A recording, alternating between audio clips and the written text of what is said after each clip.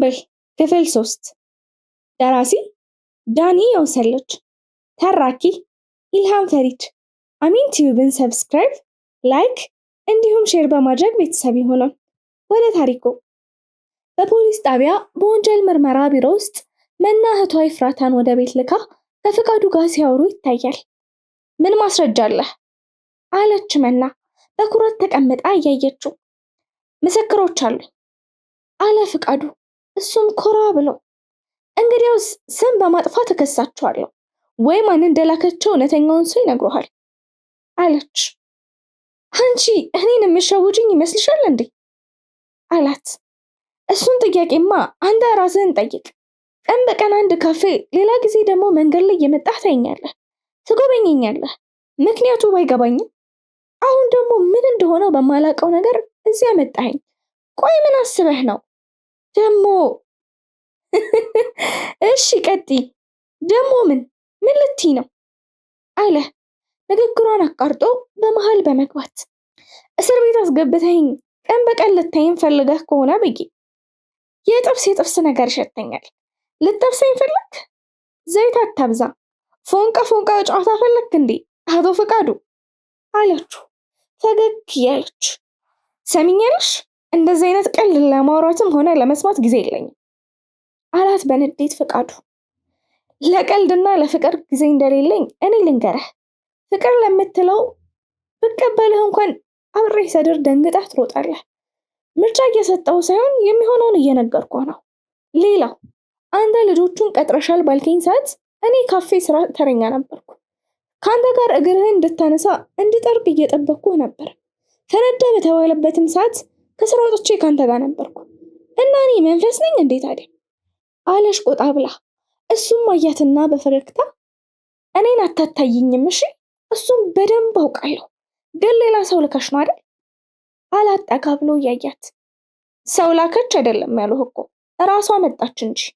መና ለማንኛውም ማረፊያ ቤት ትቆያለሽ፣ እጅሽ እንዳለበት እርግጠኛ ነኝ አለና ፖሊስ ጠርቶ ማረፊያ ቤት እንዲያስገባት ነገረው። በካቴና እንደታሰረች ፖሊሱ ይዛት ሊወጣ ሲል ዞር ብላ ፍቃዱን አየችውና በእስር ቤት ቆይታዬ መብትና ግዴታዬን አሳምሬ አውቃለሁ። 24 ሰዓት ልብስህን ተማምነህ ልታስረኝ ትችላለህ። ፍርድ ቤት ግን ማስረጃ ስለሌለህ አታቀርበኝም። ከዛ ህጉ አስገድዶ ትለቀኛለህ። መቼም አታሸነፈኝ። አጠገብህ ሆኜ እንደ ልጅ ዕቃቃ እንጫወታለን አለችውና ከፈገግታ ጋር ከፖሊሱ ጋር ተያይዘው ሲወጡ ፍቃዱ በሁለት እጁ ጭንቅላቱን ይዞ ወደኋላ ለጠጥ ብሎ በኃይል ተነፈሰ። አተነፋፈሱ መና በጣም እንደከበደችው ያስታውቃል። ኤፍራታ በጨለማ አንገቷ ላይ ሹራብ ነገር ጠምጥማ ወደ ቤቷ እየሄደች ሳለ መብራቱን አጥፍቶ አንድ መኪና ይከተላት ነበረ። የሆነ መንገድ ላይ መኪናው ከፊት ቀደማትና ያ ባለ ጭንብሎ ሰውዬ መጥቶ ከመኪናው ፊት ጠበቃት። ሽጉጥ አውጥቶ አቀባብሎ ደቀነውና ጠበቀ። ብርሃን ያለበት ቦታ ላይ ሲወጡ ግን ሁለት ሆኑበት። እንደሷ ተመሳሳይ ልብስ የለበሰች አንድ አይነት ቁመት ያላት ልጅ አብራታለች። ፊትና ኋላ ናቸው። ሽጉጡን እንዳነጣጠረ ተኮሰው። አንደኛዋ መሬት ላይ ወደቀች። በዚህ ሰዓት በተመሳሳይ እነመና ቤት አሮጊቷ ሴትዮ ከወንበር ጋር አስረው እየደበደቡ እንዲናገሩ እያስገደዷቸው ነበረ። እሳቸውም ምንም ቢያሰቃያቸውም እንደማይናገሩ ይነግሯቸዋል። ፊታቸው ደም በደም ሆኗል። ስቃዩም ሲበዛባቸው ቢገሏቸው ስለነሱ ምንም እንደማይናገሩ በተደጋጋሚ ይናገራሉ።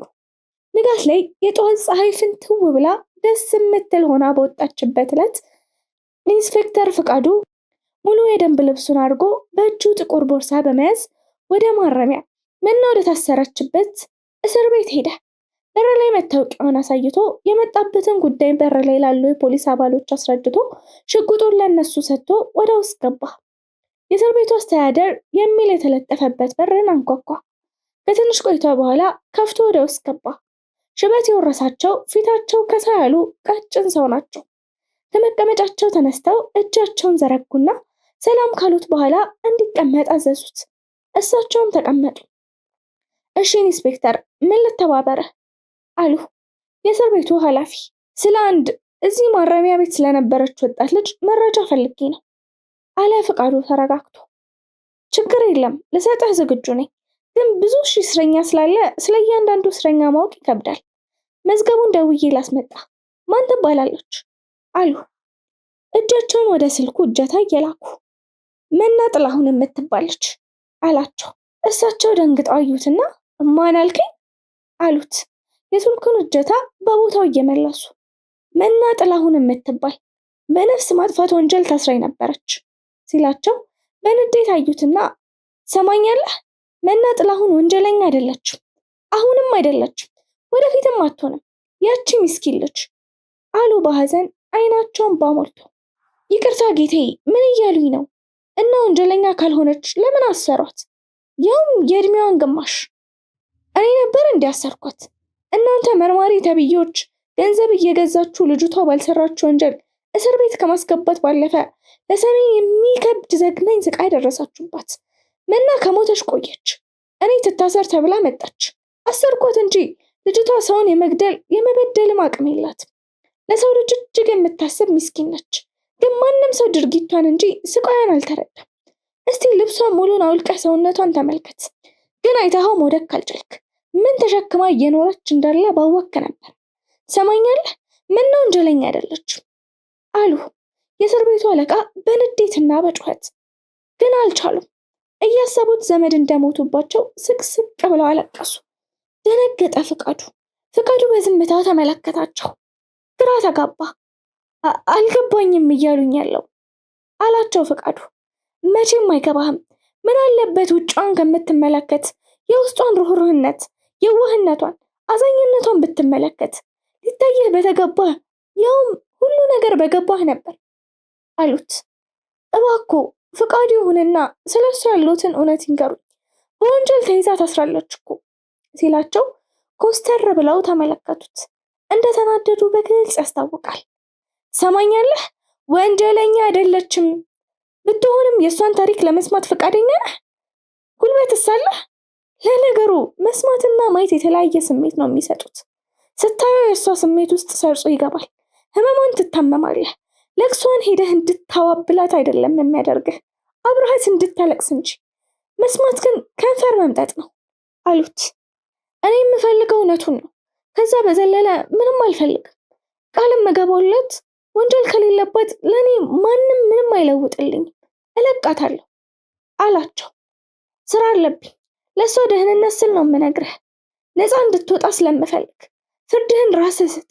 ምን መሰለህ፣ መና ወደዚህ እስር ቤት ስትመጣ ገና ህፃን ልጅ ነበረች። እድሜዋም ለመታሰር አልደረሰም። እንኳን ወንጀል ልትሰራ እኔም ገና ህፃን ነች እዚህ አላስርም ብዬ ነበር። ግን 18 ዓመት እንዳለፋት ማስረጃ አሳዩኝ። ያኔ ግዴታዬ ነበርና ተቀበልኳት።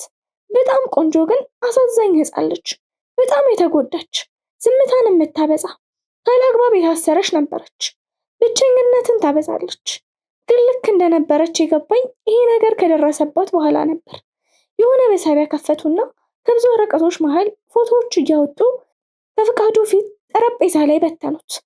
ፎቶውን በእጁ አንስቶ ማየት የተጠየፈ ይመስል ባሉበት እንዳሉ ነበር የሚያቸው። ፊቱ በድንጋጤ ሲለዋወጥ ፊልም ሲመስል ያዩታል። ከትንሽ ደቂቃ በኋላ ባለማመን ጭንቅላቱን በሁለቱ እጆቹ ያዘ።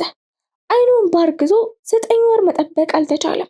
ወዲያው መንታ መንታ ሆነው ከጠረጴዛውና ከፎቶው ላይ መውደቅ ጀመሩ። ቀና አለና የእስር ቤቱን ኃላፊ አያቸው። እያነቡ ነው። እሷ ማለት መና ናት አሉት። እጁን አንስቶ ወሬውን እንዲተውት ነገራቸው። ፍቃዱ ያ ወደ እስር ቤት ሲገባ ባለባበሱ ግርማ ሞገሱ የሚያምር ውበትም የደፋበት ነበር። ግን ያ ሁሉ ነገር ተቀብሮ ፍጹም ተቃራኒ ሆኖ ነበር። የመና ታሪክ እንደ ምሳ ሰዓት ፀሐይ አናቱን እንዳዞረው አሊያም አልኩት ጠጥቶ ጠራራ ፀሐይ ተደምሮበት ሰክሮ ጭንቅላቱን የሚያዞር አይነት ነገር ሆናል። የነገሩትን እያንዳንዱን ነገር እያስታወሰ መራመድ አቃተው። እንደ ሰከረ ሰው ከግራ ወደ ቀኝ እየተወላገደ እየተንገዳገደ ሰዎች በግርምት እያዩት ያልፋሉ። በወቅቱ ለእስረኞች ምግብ የማብላት ተራ የእሷ ነበር።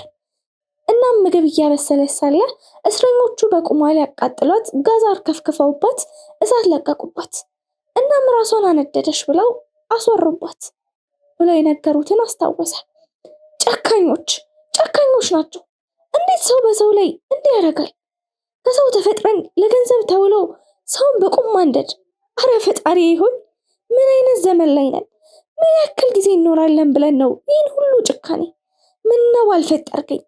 በዚህ ዘመን ባትፈጥረኝ አለ። ቆሞ እያለቀሰ ሳለ ሰው ዙሪያውን ከቦታል። እናም ምንም እንዳልሆነና እንዲበተኑ ነገራቸው።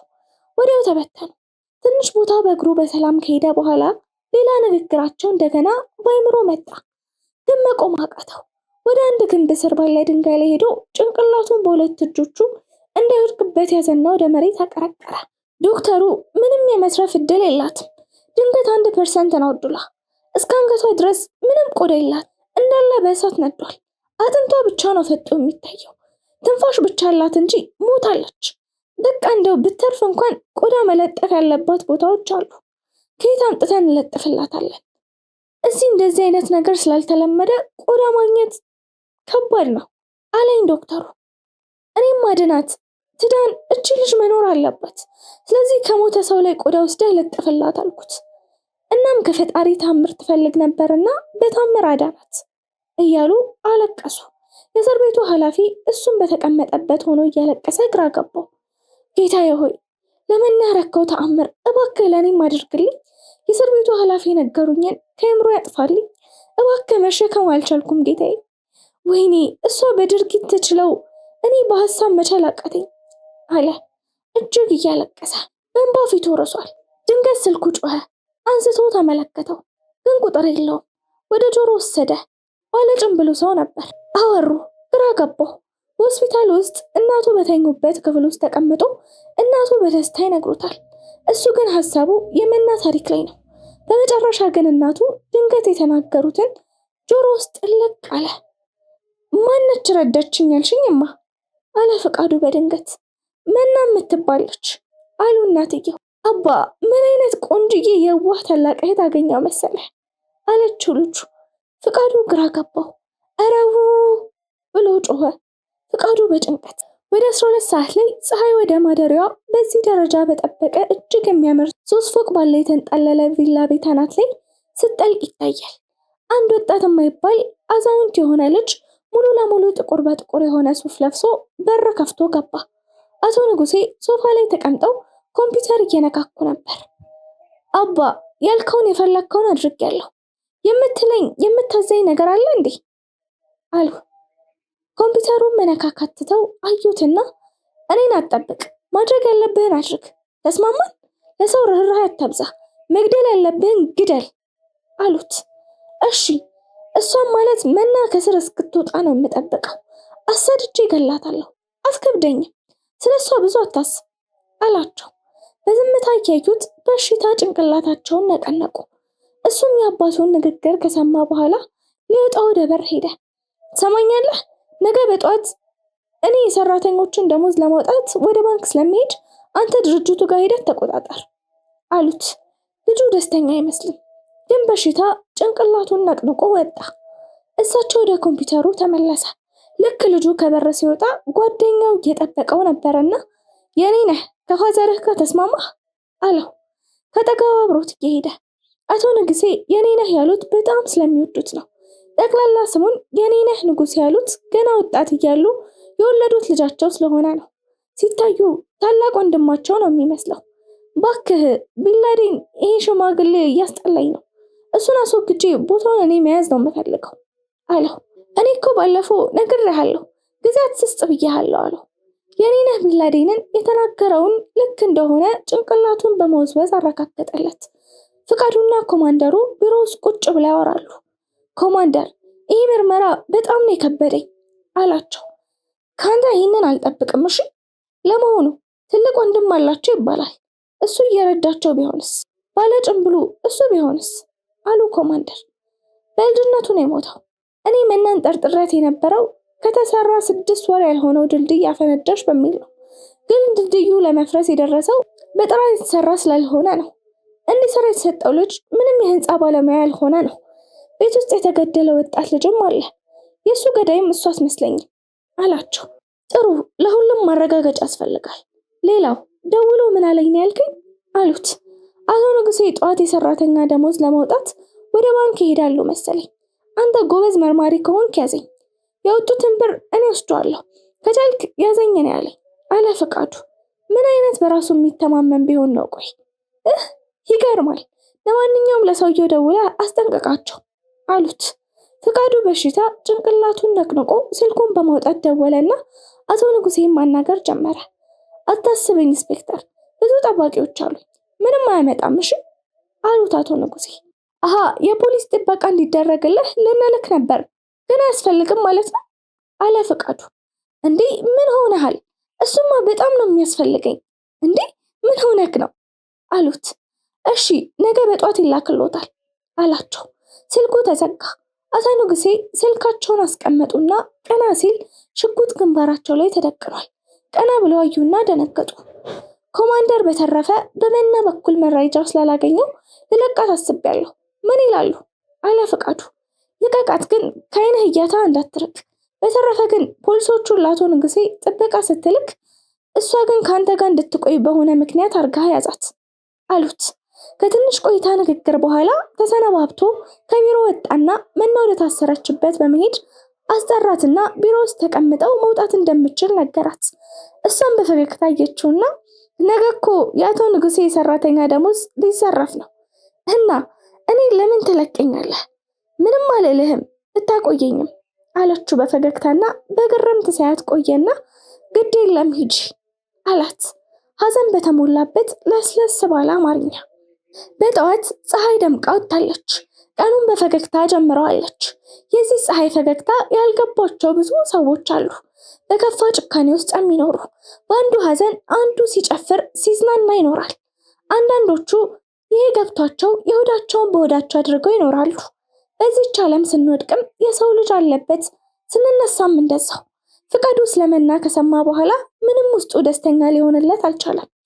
እሷን በተጫናት ቁጥር ከነዛ በደለኞች ውስጥ አንዱ ራሱን ያደርጋል። ፊት ለፊት ባያት ቁጥር እንደ እናት አንጀት ውስጡ ይስፍስፍ ይልበታል። ግን ምን ያርግ? ስራውን በአግባቡ መስራት አለበትና ይሰራል። አሁንም አጠገቡ እሷንና እህቷን ኤፍራታን ቀጮን አጠገቡ አስቀምጧቸው ቁርስ እየበሉ ያናግራቸዋል። በጠዋት ይዟቸው የሚያናግራቸው ምክንያት አቶ ንጉሴ ከባንክ ብሩን አውጥተው እስኪመለሱ ነው። በተመሳሳይ ሰዓት አቶ ንጉሴ ከፖሊሶችና ከራሳቸው ጠባቂዎች ጋር ሆነው ወደ ባንክ ለመሄድ መኪና ውስጥ ሲገቡ አንዱ ፖሊስ ለፍቃዱ ደውሎ እየወጡ እንደሆነ ሰላም እንደሆነ ነገረው። ፍቃዱን በደንብ እንዲጠብቁት ነግሮት ከነመና ጋር ወሬውን ጀመረ። ኢንስፔክተር ሞኝን መስልሃለን? ለእኛ አስበህ ቁርስ እየጋበዝከን ሳይሆን አቶ ንጉሴ እንዳይዘረፍ ነው አይደል አለች መና በፈገግታ። እሱም አያት። በውስጡም ያን ያክል መከራ ችግር አሳልፎ ዛሬም መሳቋ ይገርመዋል። አዎ አውቀሽዋል፣ ለደህንነት ሲባል አላት ፍቃዱ።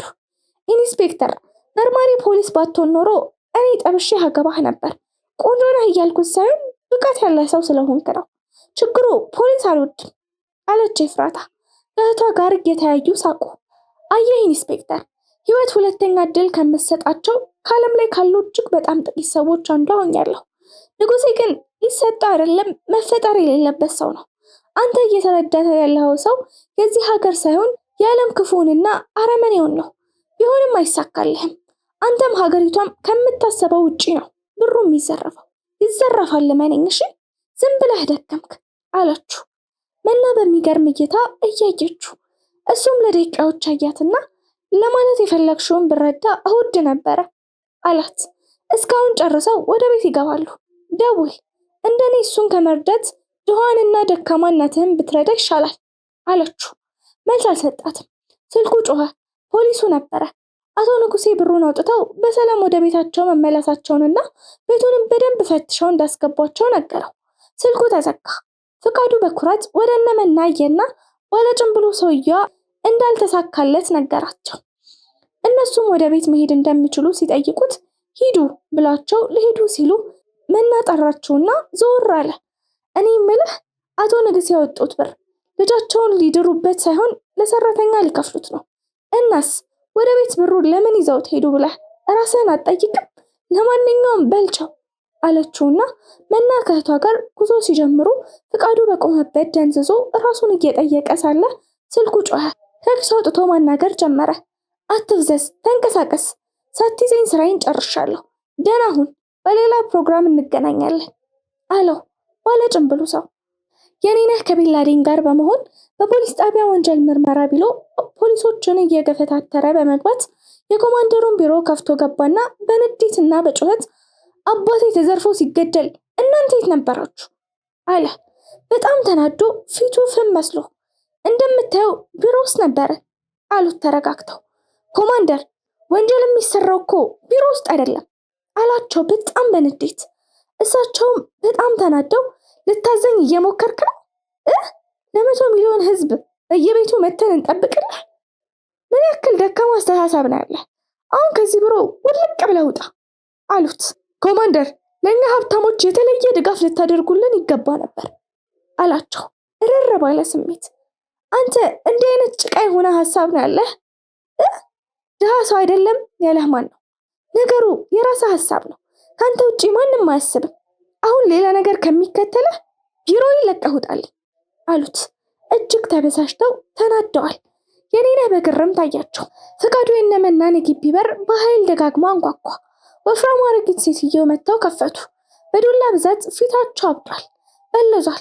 ምን ፈልገው እንደሆነ ከመጠየቃቸው በፊት ፍቃዱ ገፍትሯቸው ወደ ግቢው ገባና መናየት እንዳለሽ ጠየቃቸው። መልስ አልሰጡትም።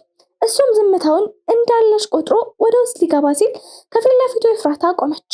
አይ ወንድ ልጅ ስሜታችሁን በቃ በዚህ ልክ መቆጣጠር አትችሉም አይደል? አፈቅርሃለሁ ስላልኩህ ነው የመጣኸው አይደል አለችው በፈገግታ። ሰሚያለሽ ለአንቺ ስላልመጣሁም መናን ፈልጌ ነው። ከኔ ጋር አይደለም እሷን የፈለግከው? መኝታ ቤቷ ነው ያለችው፣ ሂድ አግኛት አለችውና በሩን ለቀቀችለት። ገባ። ሴትዮዋ መጥተው ለምን ተናገርሽ ብለው ጮሁባት።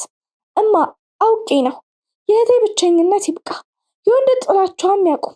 የኔ የምትለው ሰው ያስፈልጋታል። እንድትቀና ብዬ የፍቅር ጨዋታ ተጫወትኩ፣ ለኔ ብላ ለሞተችው እህቴ ስል አለችና አይኗን ባሞላ። ፍቃዱ የመናን መኝታ ክፍል በእርጋታ ከፍሎ ገባ። መና እንደ ፍጥርጥሯ ያለምንም ልብስ ቆማ በመስታወት ሰውነቷን እያየች በቃጠሎ ወቅት በነርቮቿ ላይ በደረሰ ከፍተኛ ጉዳት ሰውነቷ በየጊዜው በቅባት ታሸዋለች። ፍቃዱ የባየው ነገር በጣም ደነገጠ። ሰውነቷ በግልጽ ያስታውቅ ነበር። እንደ ድሃ ልብስ ብዙ ቦታ ተለጣጥፏል። ሰው መሆኑንና ስጋ መልበሱን ጠላው። ያየውን ነገር ማመን አቃተው። ክፍል 4 ይቀጥላል።